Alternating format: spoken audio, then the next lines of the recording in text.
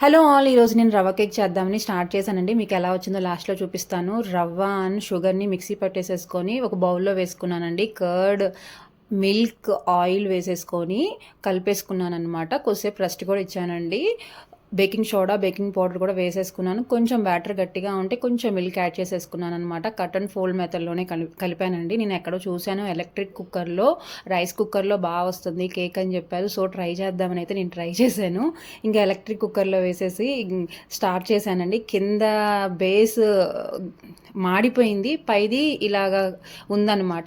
పైన తీసేసి నేను కొంచెం మిల్క్, కొంచెం వాటర్ యాడ్ చేసేసి ప్యాన్ కేక్స్‌లా వేశానండి. ఎందుకు బ్యాటర్ వేస్ట్ చేయటము అని చెప్పేసి ఇలా ప్యాన్ కేక్స్ అయితే చాలా టేస్టీగా ఉన్నాయండి. మనం అన్ని ఇంగ్రీడియంట్స్ వేసాం కదా! లోపలైతే చాలా సాఫ్ట్‌గా, పైన క్రిస్పీగా ఇలా కూడా ఫ్లాప్ అయినా గానీ ప్యాన్ కేక్స్ అయితే చాలా టేస్టీగా ఉన్నాయి. ఎందుకు ఫ్లాప్ అయిందో నాకు